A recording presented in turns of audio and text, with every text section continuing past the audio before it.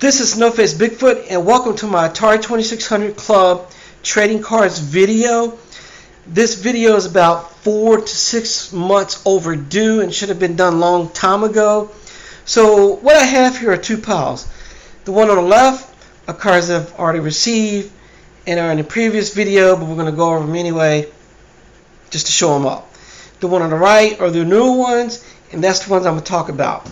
So first off, the ones on the left, the ones that I've already received and gone over before: Asteroids, Battle Zone, Code Breaker, Mario Brothers. Ooh, yes, Mario on the Atari 2600, a Nintendo game. Night Driver, no association to dun it, dun it, dun it, dun it, dun it, dun it, dun dun dun. Wow, that was horrible. Alright, Phoenix. And finally, Surround. Alright, so next up, we have the newer cards that I received. So, and these come from Michael Salzman out of Boise, Idaho. That's at least what the envelope says. Alright, so first off, we're going to start off with Sprint Master. Now, this came out in 1989, I believe, and is basically based on Super Sprint, which was a fantastic 4-player racing game in the arcades. Man, I don't know how many, just hundreds of hours I logged in that game, and I finally actually had a chance to play it back in, what was it, last year at Pinball Joe's in Frederick, Maryland. Crazy game. You can even upgrade your car as you go along. There we go, 1988. So, 9 tracks, and again, based on Super Sprint. One of the greatest racing games of all time. Alright, next up, we have Armor Ambush. I have no idea what the game was about, except for it's two tanks fighting each other in a 1982 game. Two tanks versus two tanks, action across grass, forests, lakes, and rivers. Not too familiar with the game. Again, this is an Atari, so if you look at it, for 1982, it's actually really good graphics, because back then everything was blocking. But at least you could tell that, you have streams or lakes and fauna and flora.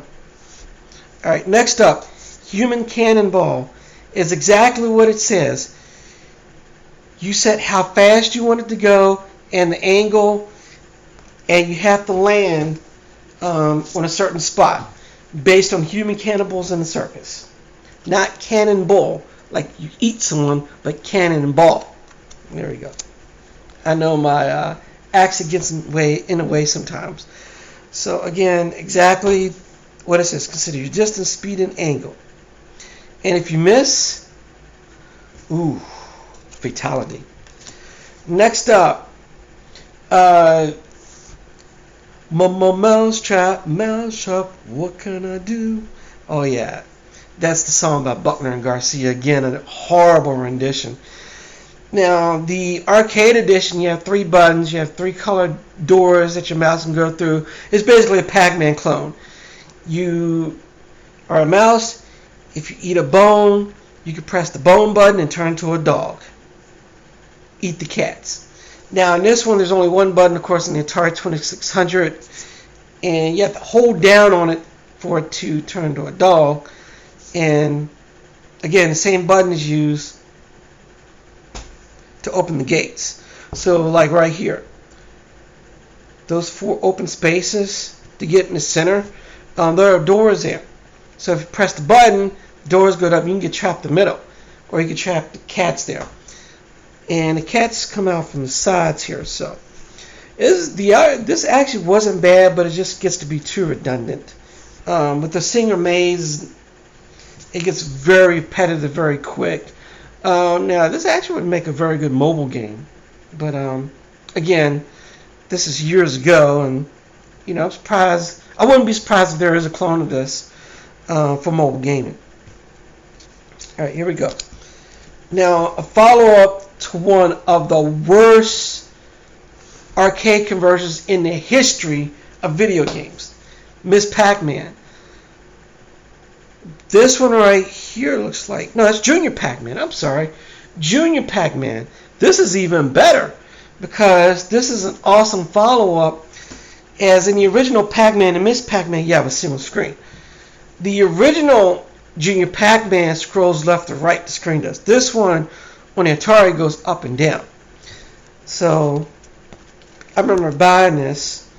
I still had an Atari when I had an NES as well. This came out in 1986. This is an excellent game, and the Ghost Monsters are notorious. So you almost have to play the one Ghost Monster only to really do anything. You could play 4, but instead of fruit, you have toys that you can eat. So, very fun game. Very challenging. Alright, next up, Circus Atari, based on the arcade game Circus.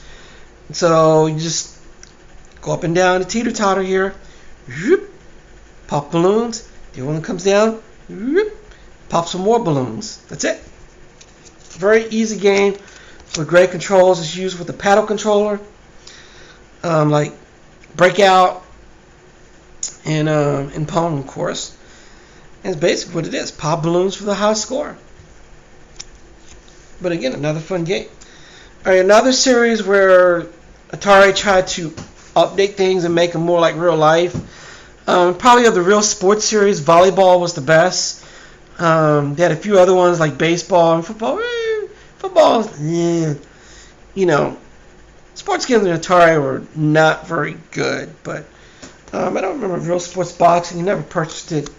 The only time I've really played it is on like emulators and on my AT games. Real sports boxing came out in '87, so it was, by this time I was playing my NES only. So you know, I was in high school, so I didn't really play the Atari that much. All right, next up, Indy 500. This is more of an older game. You have multiple tracks. This is one of the more basic tracks. Again, all single screen, like Super Sprint, but a very good game. You'd be surprised how good this was. 1977 is when it came out, and I can't remember if this was an original game or not. If it came out when Atari 2600 did. 14 game variations. What I forget to mention, the variations are just basically like you can alter like asteroids. Do you want shields only? How often you get extra men or extra ships? How difficult you want to do the game. So that's basically what it does. It's like what you have called options in today's games. So this was a really good game. Even had ice tracks on it. And one of the best party games ever designed. Yes, that's true. It's a very fun game. Now, of course, even with the graphics, I think if they updated it, it'd really be good for like a quick game for like indie game for like even for mobile or PS5 or Xbox, especially Switch. Make a really good Switch game. All right, finally up, Video Checkers. Exactly what it says. It's a video game with checkers. Not as bad as chess as far as how slow it can play. But, you know, variable difficulty, the difficulty, you know, the higher it is, the longer it takes to think, and yeah. Again, this is one of the few games that a woman actually invented. Carol Shaw also created River Raid, which is probably the top shooter on the Atari, point blank, and which was on other systems at the time as well. So anyway, hope you enjoyed the video, and I'd like to thank you for watching. I know this may not be the most interesting, but if you're someone who's a classic gamer, yeah, I hope you enjoyed the video. Anyway, don't forget to hit like, subscribe, and share buttons. Oh yeah, and that notification bell. I'm out. Peace.